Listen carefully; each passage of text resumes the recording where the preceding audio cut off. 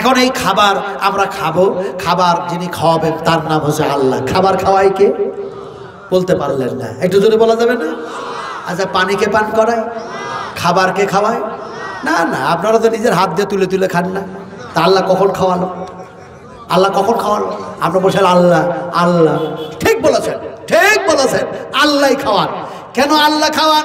আল্লাহ বলেন হাতটাকে যদি আমি বলি হাত, খবরদার উঠবি না, নড়াচড়া করবি না। মুখের কাছে কি হাত আসবে নাকি? বলুন, আসবে? আসবে না। এখন যদিও জোর করে যদি দু চারজন ধরে নিয়ে আসে, কথা বুঝেন কিনা, কথা তো বলছি, নিয়েও যদি আসে, হাতটা যদি আসলো, মুখটাকে আল্লাহ যদি বলেন খবরদার ফাঁক হবে না, কথা বুঝেন কিনা, জিভার মধ্যে যাবে নাকি? এখন জোর করে যদি ফাঁক করে যদিও ঢুকান, তারপরেও না হয় মেনে নিলাম, সেটা যেন চলে গেল। এবার দেখা যায় জিভটাকে বলবেন আল্লাহ পাক খবরদার নড়বি না, জিভ দাঁতগুলোকে বলবে খবরদার চিবাবি না। তারপরে যেন আল্লাহ পাক বলবেন আমি যেন ধর্মঘাট করলাম, হুলকুমের ওপরে খাবার একটু কোনো পাস হবে না, এমন কোনো কাউরি বাবারও ক্ষমতা নাই ওই ধর্মঘাট যেন আন্দোলন করে উঠিয়ে দিতে পারে। ঠিক কিনা বলুন, ঠিক কিনা বলুন? তাহলে পরে খাবার খাওয়াই কে? পানি পান করাই কে? হুয়া ইউতইমুনি ওয়া ইয়াসকিল ওয়া ইযা মারিযতু ফাহুয়া ইয়াশফিন। আল্লাহ সুবহানাহু ওয়া তাআলা বলেন আমি তোমাদের পানি পান করায়া দিই, খাবার খাইয়া দিই, অসুখ আমি দিই, অসুখ ভালো করি আমি। খাবার খেতে যাবেন, খুব হুশ করে খাবার খাবেন। কিছু কিছু জায়গায় দেখি বেহুশের মতো মানুষ খাবার খায়, বেহুশের মতো। কথা বুঝুন কিনা, বেহুশ কেমন? কমিটি খাবারের ব্যবস্থা রেখেছে। আমি যখন বসছিলাম তখন আমার ভাই মোশাররফের কাছে বারবার ফোন যাচ্ছে, মানে ওই কি বলছে নাকি ক্যাটারিং, যারা খাওয়া দাওয়া করাবে, তো গোশ কয় পিস করে দিবে, কথা বুঝছেন কি? মোশাররফ ভাই খুব বিরক্ত হলেন, বলে বক্তা আনা, নিয়ে যাওয়া, এই করা সেই করা, হেড করা তেন করা, সমস্ত দায়িত্ব আমার। আর যত আছে শুধু আমারই বারবার ফোন করে। এখন দেখা যায় মানুষটা বিরক্ত হয়ে গেছেন, কথা বুঝেন কিনা। আমি তাকে সান্ত্বনা দিলাম আর বললাম যে ও তরুণ, একটু ধৈর্য ধরুন আর এই ভালো কাজ করে যান। যত বিরক্ত হবেন, বিরক্ত না হয়ে যদি একটু ধৈর্য ধরতে পারেন, তিলে তিলে তিলে তিলে আল্লাহ পাক একটা করে নেকি দান করে দেবেন। সুবহানাল্লাহ, আরো দেবেন সুবহানাল্লাহ। তো দেখা যায় তিনি বলেছেন যে 2 পিস করে মাংস দেওয়া হোক, অতিরিক্ত হলে পরবর্তী সময় আবার দেওয়া হবে ইনশাআল্লাহ। কথা বুঝলেন কি? আমি আসলে বলতে চাইলাম কেন, যে অনেক মানুষ দেখবেন খাবারের জন্য মারামারি ঠেলাঠেলি করে, কোনো বৃদ্ধ মানুষ পড়ে গেলে তার উপরে পা চাপায় আবার চলে যায় খাবারের জন্য। এটা হলো বেহুশি খাবার খেতে যাওয়া। কথা বুঝলেন কি? আমরা এরকম বেহুশি খাবার খাবো না ইনশাআল্লাহ। কিছু কিছু করে অল্প স্বল্প করে লোক উঠে উঠে যাব, আদবের সঙ্গে আমরা খাবার খেয়ে এসে আবারও হাদিস কোরআনের মজলিসে বসে যাব।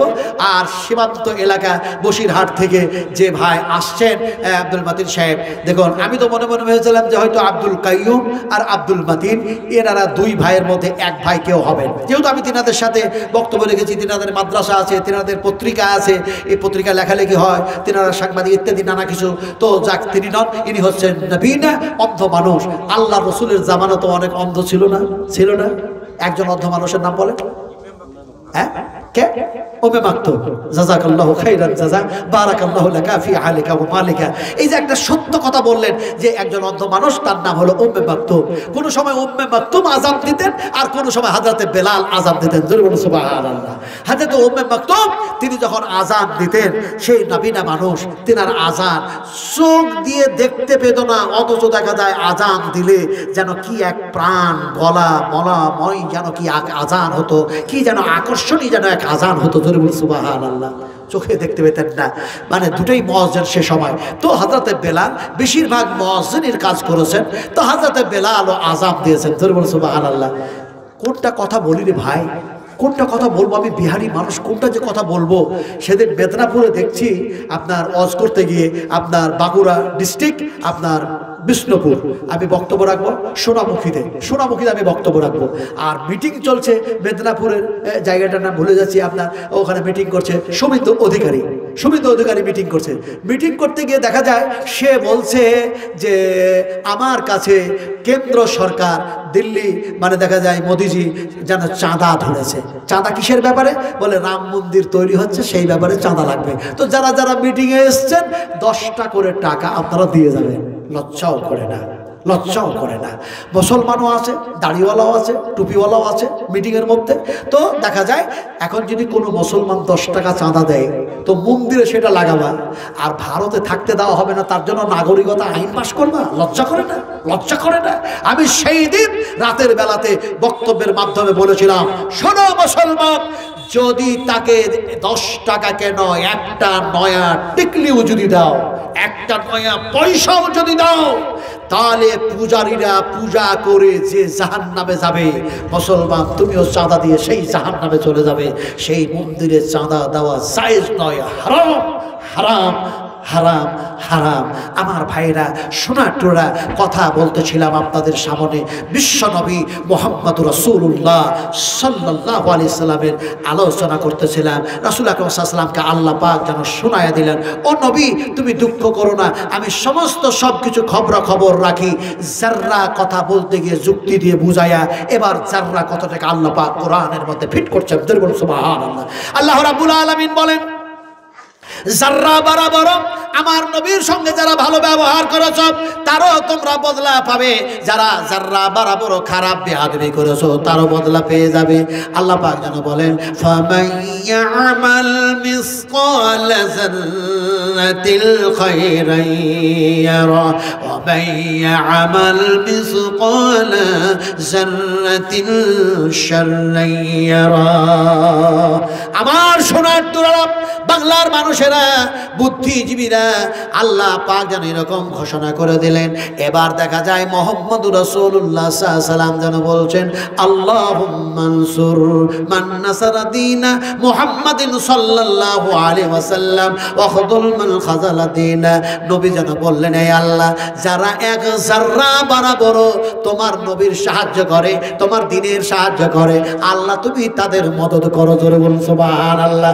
যারা তোমার নবীর সাহায্য করে না, তোমার নবীকে ইনকার করে, অপমান করে, অপদস্থ করে, নবীর সঙ্গে বিয়াদবি করে, তাওহীদের বিরুদ্ধে করে, কোরআনের বিরুদ্ধে করে, আয় আল্লাহ তুমি তাদের সাহায্য করো না, তুমি তাদের মদদ করো না। এই কথা নবী যখন বলে দিলেন, হযরত জিবরিল এসে যেন নবীকে বললেন, নবীজি এনআরসি আর এমপিআর চালু হয়ে গেছে, তুমি কি জানো? নবী বলছে, আমি জানি না।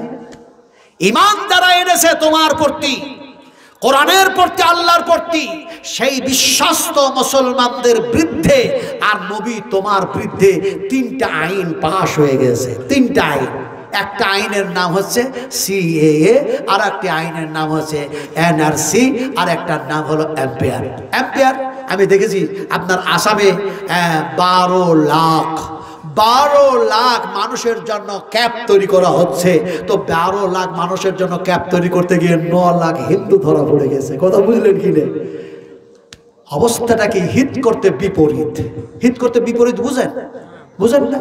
না না, বুঝেন না, একটু ভালো করে বুঝুন। এক আমার মতো মূলবি সাহেব স্ত্রীকে যেন বলছে, তুমি দেখো আমার স্ত্রী তো, অল্পতে সবুর করো, আল্লাহ বরকত দেবে। তো স্ত্রী তো আর মাদ্রাসায় লেখাপড়া করে না। স্ত্রী বলছে যে তুমি এমন এক মুনি সাহেব হলে, কিন্তু অনেকে সার্ভিস করে, মাস্টার, ডাক্তার, ইঞ্জিনিয়ার, হেন তেন, তাদের টাকা কত টাকা তারা পায়, আর তুমি মুনি সাহেব তুমি কেবলমাত্র ওই মসজিদে থেকে 150 টাকা 300 টাকা। আজকাল ইমামদের বেতন কত টাকা, আজকাল মাদ্রাসা শিক্ষকদের বেতন কত টাকা। এমন করলো কমিটি যে লকডাউন সরকার করলো, আর এরা কি করলো, বেতনটাই বন্ধ করে দিল। কথা বুঝুন কিনা? অবস্থাটা কি ভালো করে বুঝুন, ভালো করে বুঝুন। এখন দেখা যায় যে স্ত্রীকে বলছেন যে অল্প তো সবুর করো, তো সে তখন এরকম বলছে, সে তো আর মাদ্রাসায় পড়াশোনা করে নাই। তো মৌলভী সাহেবটা বললো, আল্লাহ আমি এমন লেখাপড়া করলাম যে স্ত্রীর কাছেও আমাকে এরকম মানে কথা শুনতে হচ্ছে। তো সে বলছে, স্ত্রীর কথা শুনতে শুনতে বলে, ঠিক আছে আমি একটু বড় আলেম হয়ে তোমার কাছে ফিরে আসবো, বড় আলেম হয়ে ফিরে আসবো, যাতে করে টাকা পয়সা বেতনগুলো বেশি হয়। এখন এই বলে সে বাড়ি থেকে চলে যাচ্ছে, ঘরের মধ্যে কেতাবপত্র যা ছিল একটা ব্যাগে ভরেছে, নিয়ে চলে যাচ্ছে। এখন যেতে যেতে যেতে যেতে যেতে যেতে যায় কোথায়, তো যাবে কোথায়, মৌলভীর দৌড় কোথায়, হ্যাঁ ঠিক বলেছেন, এটা শিখিয়েছে আরএসএসরা। কথা বুঝেন কি না? মল্লার দৌড় মসজিদ ভোর, কিন্তু মল্লার দৌড় মসজিদ ভোর নয়। রাসূলুল্লাহ বলেছেন মল্লার দৌড় আরশে আজিম পর্যন্ত, কারণ আল্লাহর সঙ্গে ডাইরেক্ট কানেকশন হয়ে যায়। যদি বলে সুবহানাল্লাহ। এই হাদিস থেকে আপনাদেরকে বঞ্চিত করার জন্য ওরা বলেছে কথা, মল্লার দৌড় মসজিদ ভোর।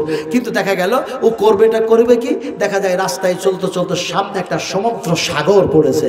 সাগরটা দেখে, পানিগুলি দেখে সাই সাই করে পানিগুলি যেন চলছে, বড় বড় ঢেউগুলো উঠছে, আর সে যেন বলছে আহারে দয়ার নবী, বিশ্ব নবী মুহাম্মদ রাসূলুল্লাহ সাল্লাল্লাহু আলাইহি সাল্লাম যখন তিনি কাবা ঘরে, সেই সময় দেখা যায় ফেরেশতারা এরকম ঢেউর নাই এসে এসে নবীকে তো সালাম জানাচ্ছে। সুবহানাল্লাহ। যেমন কবি বলেছেন, আল্লাহর হাবিব এলেন যেই দিন, আল্লাহর হাবিব এলেন যেই দিন, কাবা ঘরের পাক কাবায় দরুদ পড়ে ফেরেশতা সব, কে কে তোরা দেখবি আয়। যুগ যুগান্তে যার নামে তাসবিহ পড়ে রাত ও দিনে, যুগ যুগান্তে যার নামে দরুদ পড়ে রাত ও দিনে, মা আমেনার কোলে হাসে রাহমাতাল লিল আলামিন। আল্লাহর হাবিব এলেন যেই দিন, ও সরমরুর সাহারায় দরুদ পড়ে ফেরেশতা সব, কে কে তোরা দেখবি আয়। সুবহানাল্লাহ বলেন।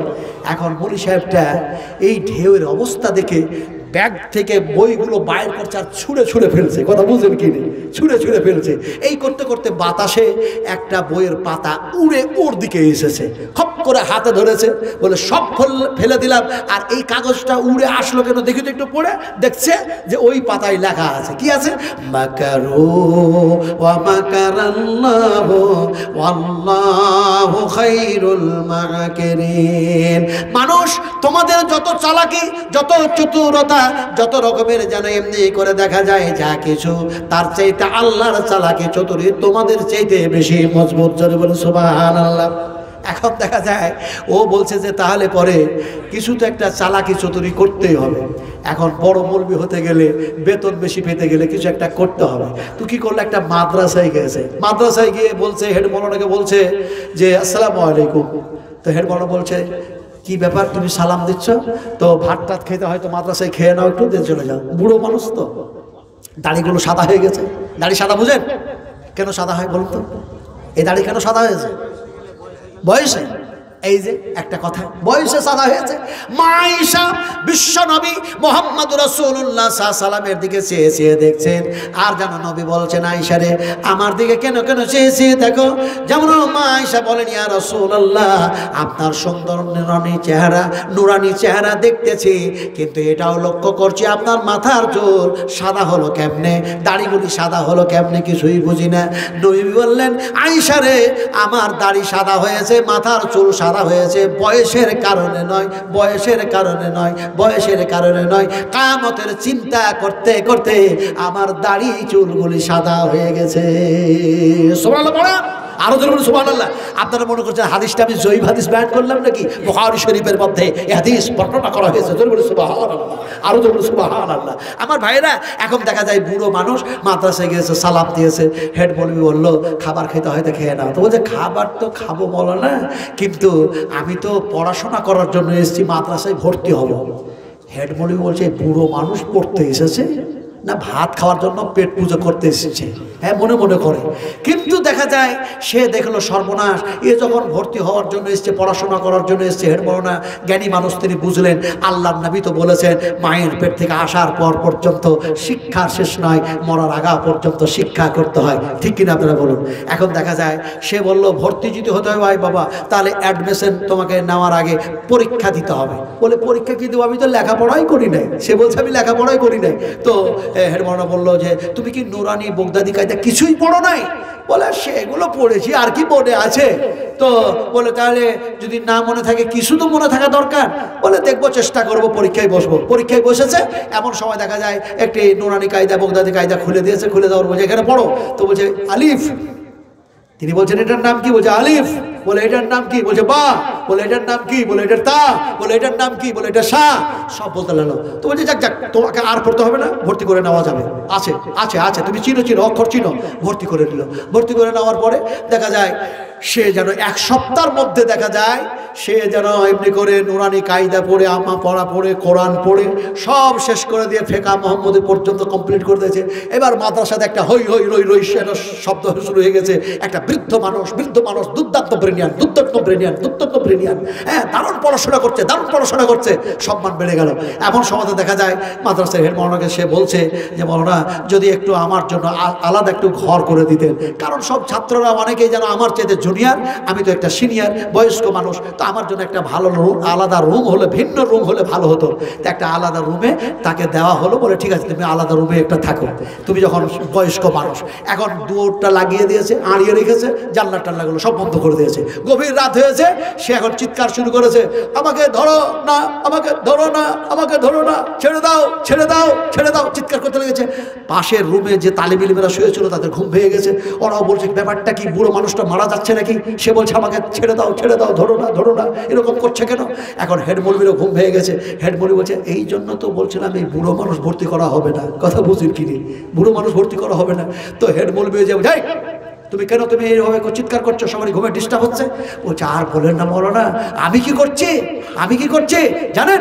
এই রাতের বেলাতে গভীর রাত্রে কি হয়েছে, জিবরিল ফেরেশতা আসলো, আর ফেরেশতা এসে আমার মুখটাকে ফাঁক করলো, আর মুখটাকে ফাঁক করে বুখারী, মুসলিম, আবু দাউদ, তিরমিজি, নাসাই, ইবনে মাজাহ, মিসকাত, বুলবুল মারাম যা কি ছিল, হেদায়েতুন নূর, মানজাগান, ইলমুশ শেখা যা ছিল সব আমার মুখ দিয়ে ঢুকাইয়া দিয়েছে।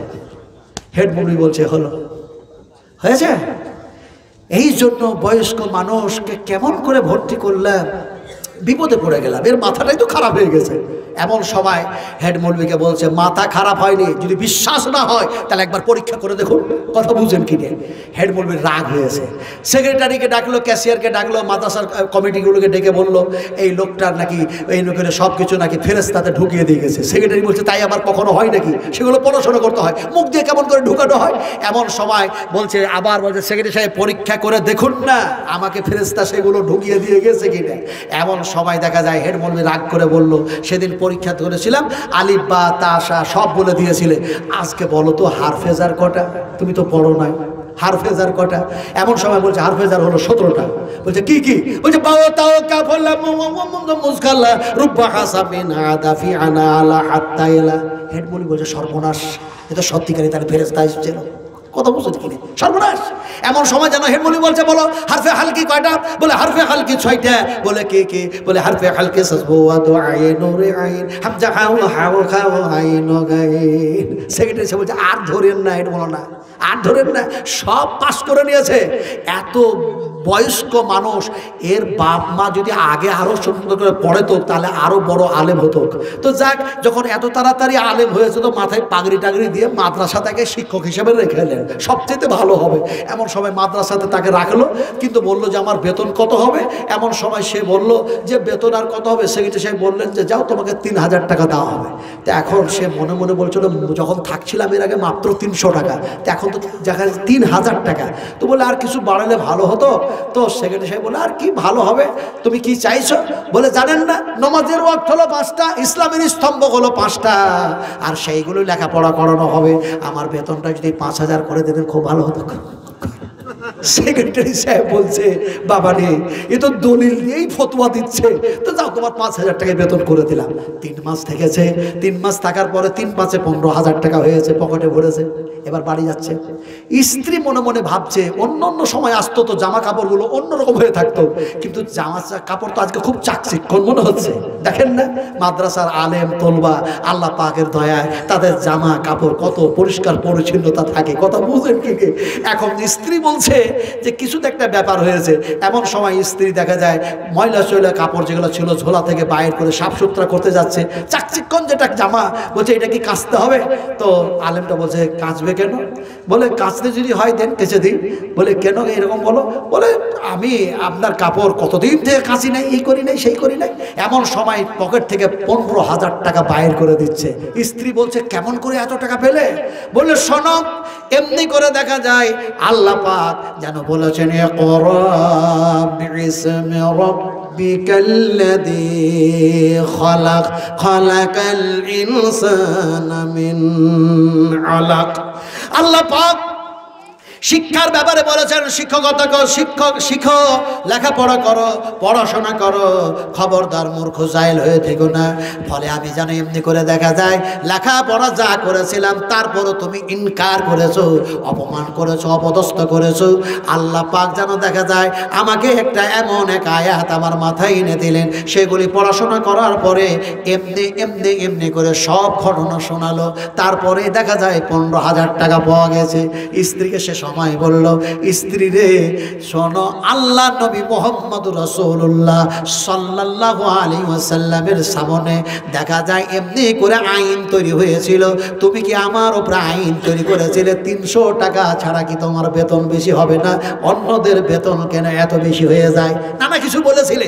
কথাটা আপনাদেরকে বলতে চাইলাম, মুহাম্মদ রাসূলুল্লাহ সাল্লাল্লাহু আলাইহি ওয়াসাল্লাম তিনি যেন সেই সময় যেন দোয়াটা করলেন। আর জিবরিল আমিন এসে বললেন, নবীজি এ সময় যেন আপনার উপরে 3টা আইন যেন কাফেরেরা পাশ করেছে, মুশরিকেরা পাশ করেছে, দিনের অত্যাচারী অনাচারীরা যেন পাশ করেছে। আপনি কি জানেন? রাসূল বললেন, লা লা না, আমি জানি না। বিশ্ব নবী বললেন, যখন এই কথা আমি জানি না, সে সময় জিবরিল ফেরেশতা যেন বলে দিলেন, ইয়া রাসূলুল্লাহ হে, এ সময় যেন দেখা যায় এই 3টা আইন তৈরি যারা করলো, এই আইন থেকে যদি বাঁচতে চান তাহলে 1 নম্বর কথা আল্লাহ বলে দিয়েছেন। আর ওই 1 নম্বর কথাটা যদি মেনে নেন আর আপনার উম্মতেরাও যদি মেনে নেয়, আল্লাহ পাক একটা নিরাপত্তার ফায়সালা দিবেন, সেটার ওয়াদাও করেছেন। জোরে বলে সুবহানাল্লাহ, জোরে বলে সুবহানাল্লাহ। এখন দেখা যায় বিশ্ব নবীকে শোনানো হচ্ছে, ইয়া রাসূলুল্লাহ কি আল্লাহ পাক যেন বলেন, ইয়া আইয়ুহাল্লাযীনা আমানু ইন তাত্তাকুল্লাহা ইয়াজআল লাকুম ফুরকানান ওয়া ইউকাফির আনকুম শাইয়্যাতিকুম ওয়া ইয়াগফির লাকুম ওয়াল্লাহু যুল ফাজলিল আযীম। ইয়া আইয়ুহাল্লাযীনা আমানু, ও বিশ্বস্ত বান্দা বান্দীরা, ঘুম নষ্ট করেছো, বিছানা ত্যাগ করেছো, আরাম আরাইশকে বিসর্জন দিয়েছো, কোরআনের তাফসিরে এসে বসে আছো, ও ইমানদাররা শোনো, আমি আল্লাহ পাক বলছি, ইন তাত্তাকুল্লাহ, তোমরা আল্লাহকে ভয় করো, আল্লাহকে ভয় করো, ইয়াজআল লাকুম ফুরকানা, তাহলে আমি একটা নিরাপত্তার ফায়সালা দিব। মুর্শিদাবাদের মানুষ, আপনাদেরকে টার্গেট করেছে সরকার, 1 নম্বরে রেখেছে। আমরা এ সময় ভয় করব কাকে? জোরে জবাব দিতে হবে। এ সময় ভয় করব কাকে? অবস্থা কিন্তু খুব শোচনীয়, খুব কঠিন। গভর্নমেন্ট আমাদের বিরুদ্ধে যা আইন তৈরি করতে চাইছে, ফলে এ সময় ভয় করব কাকে? মুমিনেরা ভয় করে কাকে? লা ইয়াখাফু ইল্লাল্লাহ, আল্লাহ ছাড়া মুমিনেরা কাউকে ভয় করে না। জোরে বলি নারে তাকবীর, আরো জোরে বলি নারে তাকবীর। শক্তি সেদ্ধ মাঝে রহিয়াই শক্তি পেল না যে, জেনে রাখো মরিবার বহুদিন পূর্বে মরিয়া গিয়েছে মানুষ। যেদিন তুমি এসেছিলে ভবে, তুমি মাত্র কেঁদেছিলে, হেসেছিল সবে, এমন জীবন তুমি করো হে গঠন, মরিলে হাসিবে তুমি, কাঁদিবে ভুবন। মারো তো যাব তুমি জগ মে আও, জগে হাসোগে তুম রয়ে, ऐसे करना कर चलोगे तुम हंसोगे जग रोए। আল্লাহকে ভয় করতে গেলে ভয় করার মতো ভয় করতে হবে। লোক দেখানো ভয় করলে চলে না, ঠিক কিনা বলুন? অনেকে লোক দেখানো নামাজ পড়ে না। जब इश्क में सर ना दिया, जब इश्क में सर ना दिया, जग में दिया तो क्या हुआ? जब इश्क से वाकिफ नहीं तू आशिक हुआ तो क्या हुआ? मस्जिद आया, मस्जिद आया, सिजदा किया, मस्जिद आया, सिजदा किया, दिल तो पड़ा रहा दुनिया के सद तस्बीह पड़ा तो क्या हुआ? जब इश्क में सर ना दिया, जग में दिया तो क्या हुआ? गिरवा बसन पहन कर जगी फिरा शहर शहर में, गिरवा बसन पहन कर जगी फिरा शहर शहर में, जगी दिल को रंगाया नहीं, कपड़ा रंगाया तो क्या हुआ? मक्का मदीना घूमकर हाजी बना घर फिरा, हाजी दिल का उल्फत तोरा नहीं, हाजी हज किया तो किया हुआ। আমার ভাইরা শোনাটোরা কথা বলতেছিলাম, ভয় করার মতো ভয় করব কাকে? আর একটা জোরে বলুন কাকে? আল্লাহ বলছেন যদি আমাকে ভয় করো, ইনতাত্তাকুল্লাহ, এ সময় যা তৈরি হচ্ছে আইন, তার নিরাপত্তার একটা ফায়সালা দেব। আর কি করব? ইয়াগফির লাকুম, আমি তোমাদের গুনাহ খাতা মাফ করে দেব। আর আমি আল্লাহ পাকের পক্ষ থেকে, এটা হচ্ছে সবচেয়ে বড় ফজল, করমত, দয়া। এরপরে আল্লাহ পাক যেন বলছেন, এমনি করে দেখা যায় ওয়ায়ামকুরু বিকাল্লাযীনা কাফারু, কাফেররা কি আইন তৈরি করেছে? আল্লাহ পাক বলছেন ওয়ায়ামকুরু বিকাল্লাযীনা কাফারু লিয়ুসবিতুকা আও ইয়াকতুলুকা আও ইয়াখরিজুকা ওয়া ইয়ামকুরুনা ওয়া ইয়ামকুরুল্লাহু ওয়াল্লাহু খায়রুল মাকিরিন। সুবহানাল্লাহ। আল্লাহ পাক এই জায়গায় দেখা যায় এমনি করে সতর্ক আর সাবধান করতে গিয়ে বললেন, তোমাদের চেয়েছে কাফের বেঈমানেরা বন্দী করতে চেয়েছে, বন্দী করতে চেয়েছে, লিউসবিতুকা, তোমাদেরকে বন্দী করবে, আও ইয়াখরুজুকা, তোমাদেরকে বিতাড়িত করবে, আও ইয়াকতুলুকা, তোমাদেরকে হত্যা করবে। এরকম যেন প্ল্যান, এরকম যেন ছক তারা তৈরি করেছে। ফলে হে রাসূল, ও আমার নবী, ও আমার হাবিব, তোমাকে জানায়া দিলাম, শোনায়া দিলাম, কাফের বেঈমানেরা তোমাদের বিরুদ্ধে যে সমস্ত আইন তৈরি করেছে, অবশ্যই আমি আল্লাহকে যদি ভয় করো, তাহলে আমি তোমাদের নিরাপত্তার একটা ফায়সালা দিব। আল্লাহ যাতে করে আমাদের হেফাজত করে। জোরে বলো আমিন। আসতে বললেন, জোরে বলা যাবে না আমিন? আরো জোরে বলো আমিন। আমার ভাইরা, আমি কথা বলতে বলতে রাত্রি প্রায় যেন 11টা বাজতে যায়। আর এসে গেছেন আলহামদুলিল্লাহ। আর এদিকে আমাদের যেন উত্তর 24 পরগনার মানুষ, আলহামদুলিল্লাহ, বসিরহাট। আমি যখন এক সময়তে সাগরামপুর, ত্রিমোহনী, তারপরে লেউড়া, আবুল কালাম সাহেবের বাড়ি, তারপরে আইজুর রহমান, এটিন্ডা, ওনার ওখানে অনেকবার গেছি। আলহামদুলিল্লাহ, ওনাদের কাছে আমি খুব পরিচিত মানুষ। ফলে আজকে মুর্শিদাবাদের মাটিতে, বেলডাঙ্গার মাটিতে তিনি এসছেন বহু দূর থেকে। আল্লাহ পাক তিনার চোখের জ্যোতি, চোখের রশ্মিটা যদিও যেন অফ করেছেন, এরপরেও আল্লাহ সুবহানাহু তাআলার নবীর সাহাবীর কথা বলছিলাম, উম্মে মাকতুমের কথাটা বলছিলাম, কিন্তু যেটা আমি বলতে যাচ্ছিলাম ইনাকে লক্ষ্য করে সে হাদিসটা আর বর্ণনা করতে পারলাম না। যেহেতু আমার পরবর্তী বক্তা তিনি এসে গেছেন, তার জন্য সিটটা ছেড়ে দেওয়াই দরকার। তবে শেষের বেলায় আমি একটা দোয়া না করে ছাড়ি না। কথাটা বলতেছিলাম কি, যে আল্লাহ পাক আমার যা কথা বলালেন, আমরা যা শুনলাম কোরআন হাদিস থেকে, শোনার পরে, বলার পরে আমরা বেশি বেশি করে যাতে উত্তম আমল করতে পারি। জোরে বলুন আল্লাহুম্মা আমিন। আমাদেরকে আল্লাহ পাক উত্তম আমল করার তৌফিক দান করে। জোরে বলুন আমিন। আরো জোরে বলুন আমিন। আমার সাথে সবাই মিলে পড়লেন, পড়ে নিতে হয়। রাসূল সাল্লাল্লাহু আলাইহি ওয়াসাল্লাম বলেছেন, তোমাদের আলোচনা করতে গিয়ে অনেক ভুল ত্রুটি হয়, ফলে তোমরা এই দোয়াটা পড়ে নিও। আসসালামু আলাইকুম ওয়া রাহমাতুল্লাহ।